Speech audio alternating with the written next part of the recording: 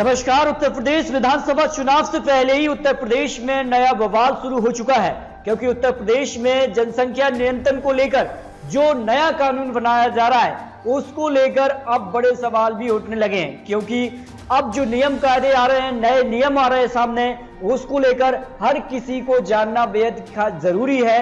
आखिर 11 जुलाई के बाद जनसंख्या विस्फोट कानूनी जो नियम है वो क्या क्या हो सकते हैं। 2 बच्चों से ज्यादा अगर हुए तो सरकारी नौकरी भूल जाइए। इसके अलावा सरकारी योजना का भी लाभ नहीं मिलेगा।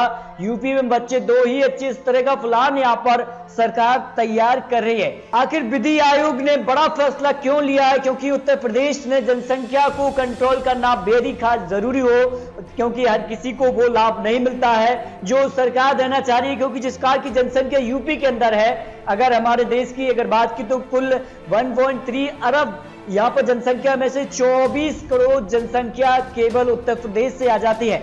और यूपी से ज्यादा 4 देश ऐसे हैं जहाँ की जनसंख्या यूपी से यहाँ पर कम होती है। और इसमें अगर बात की तो यूपी में जिस प्रकार की जनसंख्या है उसको कंट्रोल करने के लिए यहाँ पर जो आयोग विधि है वो नया यहाँ पर प्लान तैयार कर रहा है और इस पर सभी की सलाह भी ली जा रही है। आखिर कौन से वो नियम हो सकते हैं जो यूपी में लागू होंगे, और 2 बच्चों से ज्यादा अगर बच्चे होते हैं तो फिर बड़ा यहाँ पर उनके लिए एक बड़ा प्लान होगा और इससे कई लोगों को वंचित रहना पड़ेगा। जो सरकारी योजनाएं हैं उनका लाभ नहीं होगा। आखिर वो कौन कौन से नियम है जो 11 जुलाई से जनसंख्या निधि का यहाँ पर ऐलान होगा, उसके बाद क्या कुछ हो सकता है, क्योंकि आबादी कंट्रोल करना बेहद ही खास जरूरी होता है। इसके लिए राज्य विधि आयोग ने जो ड्राफ्ट तैयार किया है उसमें अगर जो सिफारिश नंबर 1 की बात करें तो सरकारी नौकरी नहीं मिलेगी। जिनके 2 बच्चों से ज्यादा बच्चे हुए तो उन्हें सरकारी नौकरी नहीं मिलेगी।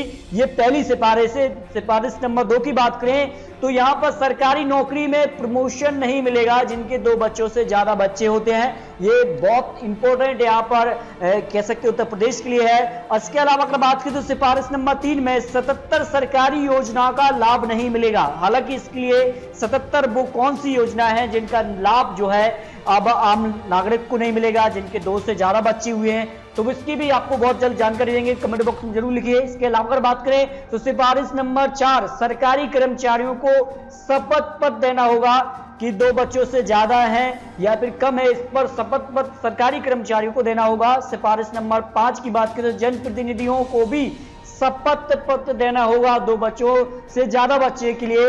इसके अलावा सिफारिश नंबर 6 की बात करें तो शपथ पत्र के लिए उल्लंघन पर निर्वाचन रद्द होगा।